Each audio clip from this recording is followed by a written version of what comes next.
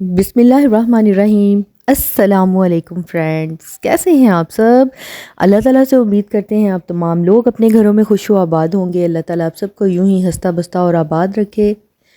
इन्हीं नेक दुआओं के साथ आगे बढ़ते हैं आज के व्लॉग की जानिब। जी हाँ, घर के काम तो कभी भी ख़त्म नहीं होते। ज़िंदगी ख़त्म हो जाएगी लेकिन ये जो घर के काम है ना, ये कभी भी ख़त्म नहीं होंगे। ये ऐसे ही चलते रहेंगे। आपको इस दुनिया से जाना, ये काम दुनिया में ही रह जाने हैं। और बस रोज़ाना की रूटीन की तरह आज भी मैं बच्चों को स्कूल भेजकर और मैंने सोचा कि पहले कि मैं नाश्ता करूं बैठकर, पहले मैं किचन को साफ़ कर लूं। किचन को नीट एंड क्लीन किया हो ना, तो मुझे नाश्ता करने में बहुत मज़ा आता है, बहुत सुकून आता है। आल्दो मैं पूरे घर को all time neat and clean रखती हूँ, कभी भी मैंने अपने घर को गंदा नहीं रखा। अगर ये अचानक से मेरे घर में कोई आ जाए तो उसे ऐसे ही लगेगा कि ये घर जो है वो इसकी सब अभी अभी सफाई हुई है या अभी अभी इसकी क्लीनिंग कर दी गई है। लेकिन ना, मैंने घर को ऑल टाइम जो है वो अपडेट रखा होता है और मुझे अपडेट रखने में बहुत सुकून मिलता है। कहीं से बेडशीट अगर इकट्ठी हो गई हो तो मैं वो सेट कर देती हूँ। और अगर बच्चे कहीं पे थोड़ा सा मैस कर दें तो मैं बच्चों को मना करती हूँ कि यहाँ पे मैस ना करें। अगर आपने कोई पेपर कटिंग की है तो फ़ौरन इसको डस्टबिन में फेंकें। या आप लोग ड्राइंग या आर्ट करते हैं तो वो बाहर टेबल पे बैठ के करें। तो इस तरह घर जो है वो all time neat and clean रहता है। मैंने घर को कभी इग्नोर नहीं किया। बच्चों को भी आदत पड़ चुकी है घर को साफ़ सुथरा रखने की, नीट एंड क्लीन रखने की। एनी हाउ ये काम होते रहेंगे। आज आप लोगों के साथ मैंने एक सीक्रेट इंग्रेडिएंट के साथ भिंडी गोश्त की रेसिपी शेयर करनी है। आप लोगों ने मेरे चैनल को सब्सक्राइब करना है, मेरी वीडियो को लाइक ज़रूर करना है और आप लोगों ने मुझे कमेंट करके बताना है कि आपको ये रेसिपी कैसी लगी है। इंशाल्लाह बहुत ही ज़बरदस्त जो है वो ये रेसिपी मैं आप लोगों के लिए कि लेकर आई हूँ। आप लोग अपने गेस्ट्स को भी खिलाएंगे तो वो भी फिंगर लिकिंग करेंगे। तो बहुत मज़ेदार रेसिपी है। इंशाल्लाह आगे चल के मैं आप लोगों के साथ वो भी शेयर कर। अच्छा, बर्तन वॉश करके ना मेरे हाथ बहुत ख़राब हो जाते हैं, चाहे विंटर हो या समर हो। मेरे नेल आगे से इतने डैमेज हो जाते हैं ना।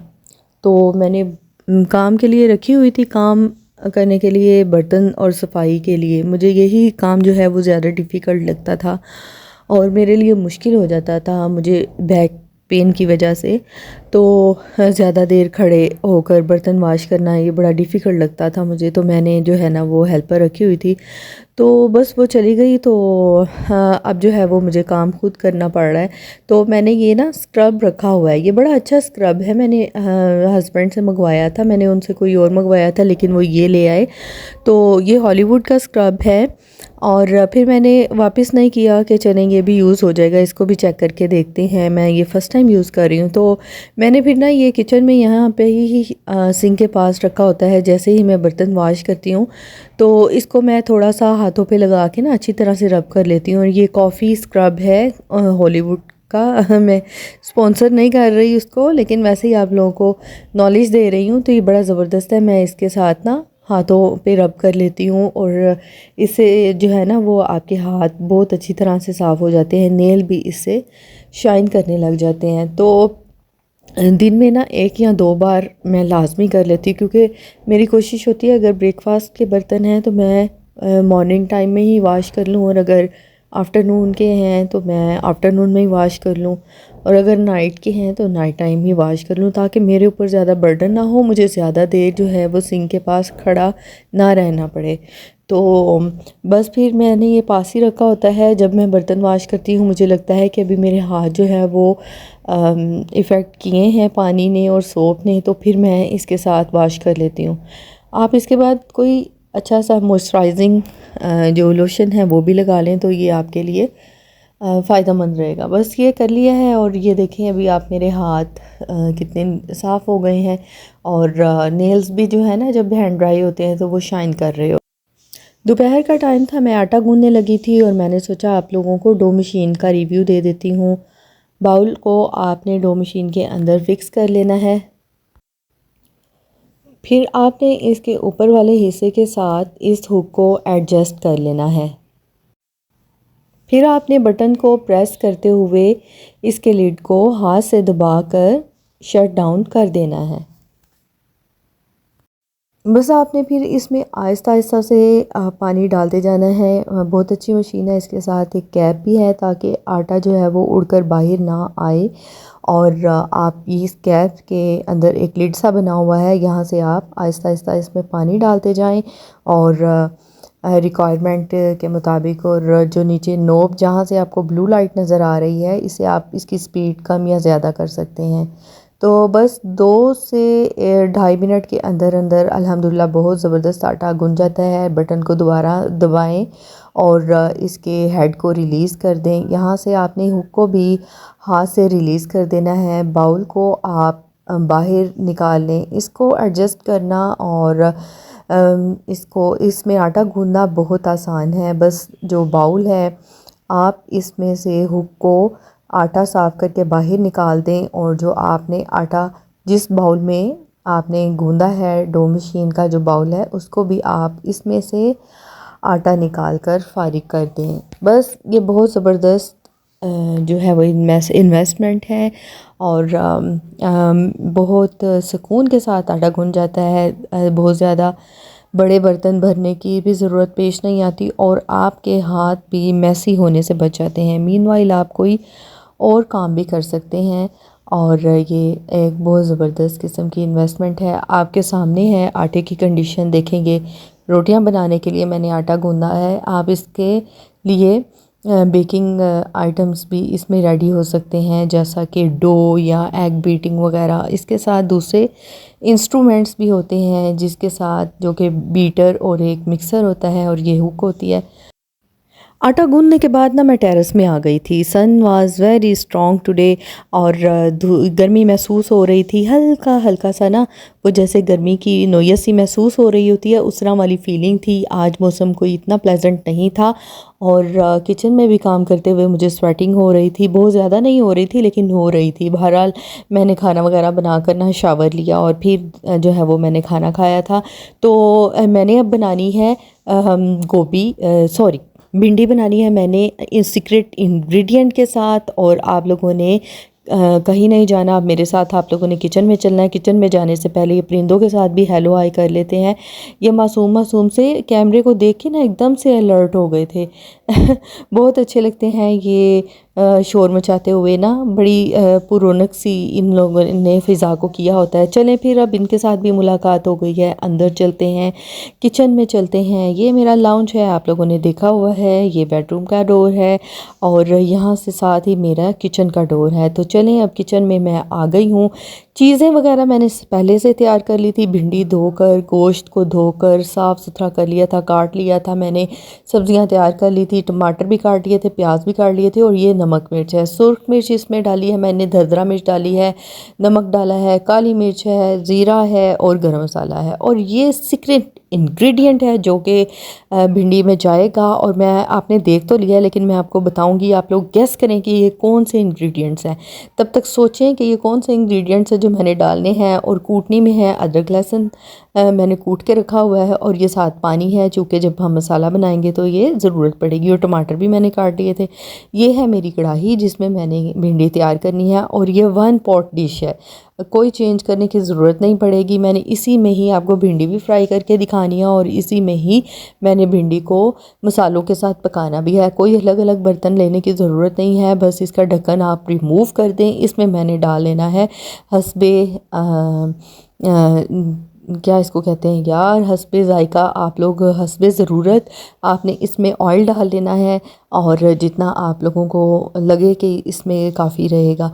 वैसे भिंडी गोश्त जो है, भिंडी अगर सिंगल भी बने तो भी या गोश्त के साथ बने तो भी ऑयल की मिकदार जो है वो ज़्यादा लगती है करेलों में और भिंडियों में। आप लोगों को सबको पता है कि सालन ये जो है ना दोनों, इनमें ऑयल की मिकदार थोड़ी ज़्यादा लगती है। तो बस यहाँ पर सारे मसाले नहीं आपने डाल देने, प्लेट में मैंने निकाल के पहले से रखे हुए थे ताकि टाइम की बचत हो। तो यहाँ पर मैंने सिर्फ इसमें ज़ीरा और साबुत गरम मसाला डाला है। जब भी जैसे ऑयल में ये कड़कड़ाएगा मैंने इसके अंदर प्याज डाल लेने हैं। ये देखिए मैंने ज़ीरा तो आपको दिखाया था, मैंने कहा कि मैं मसाला भी दिखा दूँ। जो साबुत गरम मसाला है ना, जिसमें काली मिर्चें होती हैं, इलायची है और बड़ी इलायची है, ये वाले जो मसाला होता है ना ये वाला आपने इसमें डालना है। मैं जब इम्तियाज़ से ग्रोसरी करती हूँ ना तो ये साबुत गरम मसाला जो होल मसाले होते हैं ना उसका पैकेट भी ले आती हूँ। और ये फिर आपने इसमें ना प्याज डाल देने हैं। प्याज मैंने डबल काटे हुए थे, मसाले में भी जाने हैं और जो ऊपर खड़ा प्याज आपको भिंडी में नज़र आ रहा होता है ना खड़ा खड़ा सा, वो वाला प्याज आपने शामिल करना है, कढ़ाई में डाल देना है। फिर उसके बाद आपने साथ ही जो कटी हुई भिंडी है ना वो भी डाल देनी है। कोई अलग अलग से बर्तन पकड़ने की ज़रूरत नहीं है कि भिंडी किसी और बर्तन में फ्राई करें और मसाला किसी और बर्तन में बनाएं। एक ही बर्तन में वन पॉट डिश है मैं बना रही हूँ ये। और इसमें आपने भिंडी डाल देनी है। अब इनको आपने मिक्स कर लेना है। मिक्स करते करते मैंने देखा कि भिंडी जो थी ना उसमें 2-3 भिंडियाँ साबुत निकल आई। ये ऐसा हो जाता है कि जब आप सब्ज़ी काट के रखी होती है ना बीच में कोई ना कोई, हालांकि मैंने इतना बर्तन को पलटा था जिसमें मैंने भिंडी काटी थी कि कोई साबुत ना रह जाए, लेकिन उसके बावजूद जब मैंने कढ़ाई में डाली है ना तो ये जनाब भिंडी 2-3 साबुत निकल आई हैं। खैर मैंने इनको काट लिया था और बस भिंडी और प्याज़ों को आपने हल्का सा फ्राई कर लेना है जब तक कि भिंडी जो है वो अपनी लेस बिल्कुल ख़त्म नहीं कर लेती। लेस ख़त्म हो जाएगी आपका जो बर्तन है वो भी ख़राब नहीं होगा। खैर आपने मेरी कढ़ाई को इग्नोर करना है, ये नई कढ़ाई है लेकिन पता नहीं क्यों इसमें कुछ भी पकाऊं तो वो नीचे ज़रूर लगता है। बहरहाल भिंडी और प्याज आप बर्तन में जो है वो इकट्ठे फ्राई करने, आपको अलग अलग फ्राई करने की ज़रूरत नहीं है क्योंकि हमने अब इनको निकाल देना है अलग से बर्तन में, पॉट में हम निकाल देंगे और ये हमें दोबारा ज़रूरत इसकी एंड में जाके पड़ेगी। पॉट आपका खाली हो गया, इसी पॉट में आपने थोड़ा सा ऑयल डालना है क्योंकि हमने भिंडी और प्याज़ों को भी ऑयल में ही फ्राई किया है। अभी आपने थोड़ा सा ऑयल लेना है और इसमें आपने जो आपके बचे हुए प्याज थे ना मसाले के लिए रखे थे, आपने वो वाले प्याज इसमें शामिल कर देने हैं, प्याज इसमें डाल देने हैं। और प्याज़ों के साथ प्याज़ों को जैसे ही हल्का सा आप कलर चेंज करेंगे, ट्रांसपेरेंट कलर उनका हो जाएगा, तो आपने इसमें टमाटर डाल देने हैं। टमाटर डालने के साथ ही मैंने जो अदरक और लहसुन का पेस्ट कूट के रखा हुआ था वो भी डाल देना है। अदरक और लहसुन का पेस्ट जो था वो एक जवा जो था वो एक पूरा जो गट्ठी होती है लहसुन की वो थी और साथ में एक टुकड़ा जो होता है अदरक का वो था। बस इतनी सी मिकदार आपने इसमें डालनी है, कूट लेना है इसको और आपने इसमें डाल देना है। बस आपने इसको मिक्स करना है। प्याज टमाटर थोड़े से नरम पड़ेंगे ना, आपने इसके अंदर जो है वो नमक और मिर्च डाल देना है। यहाँ अभी मैं अदरक और लहसुन का पेस्ट डाल रही हूँ, हल्का सा ये फ्राई होगा, इसका 1 से 1.5 मिनट आप इसको फ्राई कर लें। इसका कलर जो है वो खुशबू इसकी जब आने लग जाएगी तो आपने इसके अंदर फिर मसाले डालने हैं। आपको पता है मैंने साबुत गरम मसाला और ज़ीरे में भी वैसे साबुत गरम मसाले के अंदर ज़ीरा होता है, लेकिन मैं जो इम्तियाज़ से मसाला लेती हूँ उसमें ज़ीरे की मिकदार बहुत थोड़ी होती है, इसलिए मैं सेपरेट जो है वो ज़ीरा ऐड कर लेती हूँ। मुझे ज़ीरा कुछ पसंद भी है तो बस वो आपने डाल देना है। और बाकी ये दरदरा मिर्च है, सुर्ख मिर्च है, पिसी हुई हल्दी है, नमक है और थोड़ी सी काली मिर्च है। ये इसका टेस्ट इन्हेंस कर देती। काली मिर्च का टेस्ट मुझे बहुत अच्छा लगता है और जब भी आप किसी खाने में डालें ना तो जो बाकी मसाले हैं उसके टेस्ट को ये बढ़ाती है, तो बहुत मज़ेदार लगती। बस थोड़ी सी मिकदार डालनी है, ज़्यादा मिकदार डालेंगे तो आपकी हंडिया का कलर काला हो जाएगा, इस चीज़ का आपने ध्यान रखना है। बस आपने इसको अच्छी तरह से हिला लेना है, थोड़ा सा फ्राई कर लेंगे। फिर उसके बाद आपने क्या करना है कि हल्का सा पानी लगाना है और इसको दम पे पक्का रख देना है गलाने के लिए। बस यहाँ पर मैंने भी इसी तरह ही किया है कि मैंने इसमें पानी डाल दिया है और इसका मैंने ढक्कन लगा देना है, आंच को मैंने धीमी कर देना है। 5 से 7 मिनट के बाद मैंने ढक्कन को खोल दिया था। प्याज और टमाटर अब मसाले के साथ नरम पड़ चुके थे। फिर मैंने अपने टाइम की बचत करने के लिए ना आंच को थोड़ा सा स्लो करके हैंड ब्लेंडर से इनको अच्छी तरह से ब्लेंड कर दिया था। हैंड ब्लेंडर के साथ ना मेरी ज़िंदगी बहुत आसान हो गई है और ये बहुत अच्छी इन्वेस्टमेंट है। आपको जब भी जल्दी हो या आप देख रहे हो कि कोई मसाले वाला सालन है और मसाले को आपने अच्छी तरह से ब्लेंड करना है तो आपका टाइम बहुत जल्दी बच जाता है। 1 से 2 मिनट लगते हैं और आपका सारा जो कढ़ाई के अंदर मसाला होता है ना वो अच्छी तरह से मैश हो जाता है। बस ग्रेवी अच्छी तरह से उसने घी छोड़ दिया था और ब्लेंडर ने मेरी बहुत हेल्प की है। बहुत अच्छा सा मसाला जो है वो रेडी हो जाता है। बस 1 से 2 मिनट आप हाई फ्लेम पर इसको पकाएंगे तो इसने घी छोड़ देना है और जब ये घी छोड़ देगा बस फिर हम इसमें चिकन शामिल कर देंगे। मसाले की सारी बात होती है, अगर आप मसाले को अच्छी तरह से फ्राई कर लेते हैं ना तो ये सारे सालन को बहुत मज़ेदार बना देता है। तो यहाँ पर फिर हम गोश्त शामिल कर देंगे, गोश्त डाल देंगे। चिकन मैंने इसमें डाला है, बच्चों का जो फेवरेट चिकन ही है। बीफ को पसंद नहीं करते क्योंकि रेशे मोटे होते हैं, तो खैर मैंने उनकी पसंद की बोटियां बीच में डाल दी हैं और फिर इसको हमने अच्छी तरह से फ्राई कर लेना है। चिकन को भी आप मसाले के साथ फ्राई कर लें। अगर आपको यहाँ पे लगे कि मसाला बहुत ज़्यादा खुश्क है तो आप हल्का सा पानी इसमें डाल सकते हैं ताकि आपका चिकन या आपका मसाला कढ़ाई पे या पोट के पैंदे पे ना लगे, ना चिपके। तो बस हमने यहाँ पर अच्छी तरह से इसको फ्राई करते जाना है यहाँ तक कि ये दोबारा जो है वो घी छोड़ दे। बस जी यहाँ पर मसाला अच्छी तरह से भुन गया था, चिकन भी बीच में अच्छी तरह से भुन गया था और गल भी चुका था। बोटी को मैंने चख लिया था और यहाँ मैं आपने जो भिंडी और प्याज फ्राई करके सेपरेट रखे हुए थे आपने यहाँ इसी पॉट में डाल देने हैं। तो बस ये 1 पॉट डिश है, बड़ी ज़बरदस्त भिंडी गोश्त बनता है। अब ये वाला क्लिप आपने बिल्कुल भी स्किप नहीं करना। यहीं पर इसी क्लिप में मैंने डालना है सीक्रेट इंग्रेडिएंट जो कि गोभी और सॉरी यार आज मुझे गोभी क्यों बार बार याद आ रही है, भिंडी और गोश्त को और टेस्ट को और ज़्यादा इन्हेंस कर देगी। जी हाँ, तो ये मेरे पास सीक्रेट इंग्रेडिएंट है।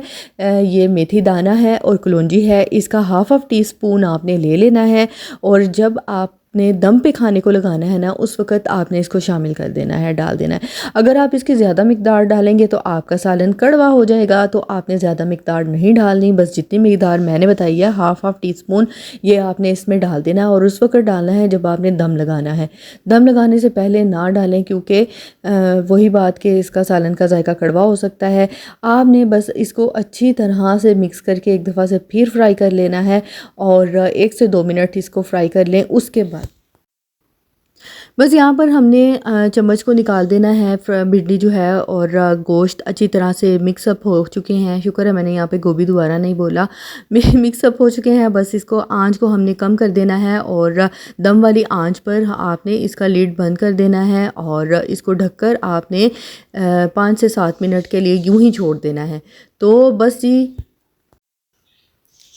तो यहाँ पर हम लिड को उतार लेंगे और सालन 5 से 10 मिनट हो चुके थे इसको और मैंने चूल्हा बंद कर दिया है और जो ढक्कन के ऊपर पानी है वो भी हम इसी के अंदर ही डाल देंगे और ढक्कन को साइड पे हम लोग हटा देंगे। मैंने दोबारा से ऊपर रख के इसको बंद कर दिया क्योंकि मेरे एक हाथ में चम्मच और उसी हाथ में ये लिड था, तो फिर मैंने चम्मच को एक साइड पर रख के लिड को यहाँ पर रखा है। तो ये देखें कितना ज़बरदस्त अल्हम्दुलिल्लाह से भिंडी गोश्त तैयार हुआ है। और वही बात कि कढ़ाई को आपने इग्नोर करना है। ये मेरी नई कढ़ाई है और इसमें जो भी सालन है वो लगता है सालन को ख़राब, टेस्ट को बिल्कुल भी ख़राब नहीं करता। बस फिर आपने यहाँ पर एक खूबसूरत सी, एक प्यारी सी, एलिगेंट सी एक प्लेट ले लें, डिश ले लें और इसमें मैं आपको भी से निकाल कर दिखाती हूँ। तो जनाब यहाँ पर मज़ेदार गोभी गोश्त, हम यार फिर मेरे मुंह से गोभी ही निकला है, क्यों मुझे इतनी गोभी याद आ रही है। यहाँ पर भिंडी गोश्त हमारा तैयार हो गया है और मैंने इसको डिश आउट कर दिया है और आप इसकी फ़ाइनल लुक देखें। कढ़ाई में पड़ा भी बहुत ज़बरदस्त लग रहा है, लेकिन जब हम इसको डिश आउट करेंगे आपको दिखाने के लिए तो ये और ज़बरदस्त लगेगा।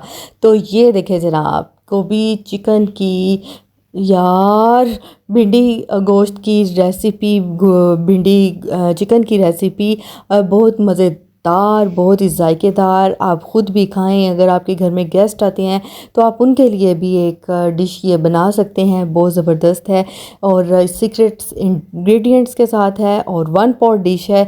ये इसकी बड़ी खूबियाँ हैं और बहुत ही ज़बरदस्त किस्म का इसका जायका है। अल्हम्दुलिल्लाह बहुत मज़ा आया।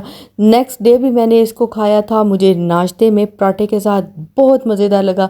बच्चों को भी स्कूल में मैंने नाश्ते में पराठे के साथ गोभी चिकन का सालन ही दिया था। बच्चे भी यही खा के गए हैं। और मेरी इस रेसिपी को आपने फॉलो करके कमेंट करके ज़रूर बताना है कि कैसी बनी। अल्लाह हाफिज़।